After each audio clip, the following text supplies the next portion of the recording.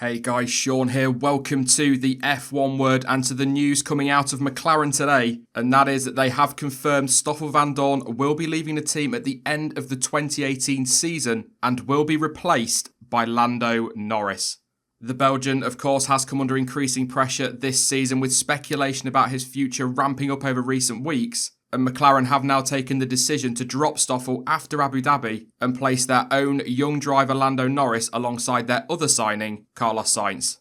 The news on Vandoorne was first to break on the McLaren's website with a statement reading, McLaren today confirms that Stoffel Vandoorne will leave McLaren after the end of the 2018 season. And the CEO of McLaren Racing, Zak Brown, added, we are immensely thankful for Stoffel's dedication, hard work and commitment during his time at McLaren. He's a talented racing driver with an incredible list of accolades in his junior career. We are proud to have played a part in his break into Formula One. It's clear we haven't provided Stoffel with the tools to show his true talent, but throughout our relationship, he's proved to be a fantastic team player. His work ethic is impressive, he has a great reputation within the team, and we've really enjoyed working with him. We would have loved to achieve more success during our time together, but that doesn't detract from the fact that he will always be a part of the McLaren family of Grand Prix drivers.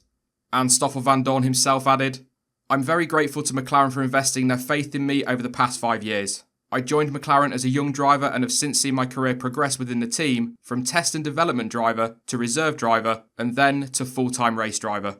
While we haven't achieved the success we'd all hoped for, I've really enjoyed the past 2 seasons racing for McLaren and I have a great relationship with everyone in the team. My time at McLaren has been a great chapter in my career and I'm thankful for the opportunity the team have given me to gain valuable Formula One experience and develop as a driver. I intend to give it my all for the remaining 7 races of this season and will announce my plans for next season in due course.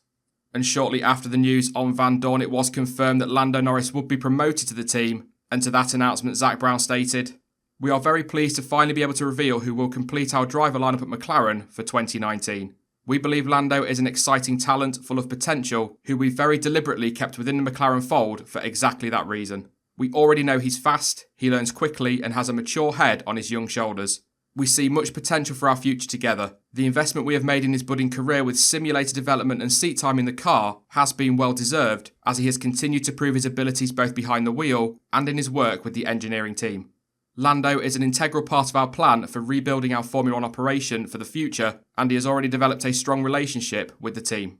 In Lando and Carlos, we have an impressive duo who, despite their relative youth, hold valuable experience in Formula One and with McLaren, and represent the next generation of McLaren drivers to lead the team forward.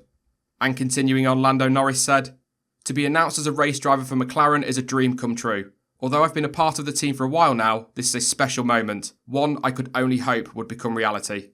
I'd like to thank the whole team for this amazing opportunity and for believing in me. I'm also extremely grateful for the commitment McLaren has already shown in my development, allowing me to build my experience in a Formula One car in both testing and on Fridays during the past 2 race weekends. For the remainder of 2018, my focus remains firmly on the Formula 2 Championship. My objective is to win the title before joining McLaren full-time, which will be tough, but I will fight as hard as I can for the remaining 4 races. I'll also be working closely with McLaren at every opportunity to learn as much as possible from the drivers, engineers and mechanics to give myself the best preparation ahead of next year. So then, it's all change at McLaren for 2019. Interestingly enough, the first time that has happened since 2007.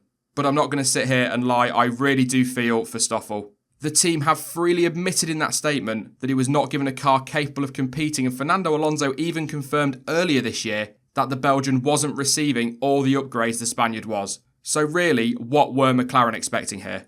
Okay, he has had a tough year and yes, he has been outperformed by his teammate comfortably, but in a car that is not equal and isn't up to the task.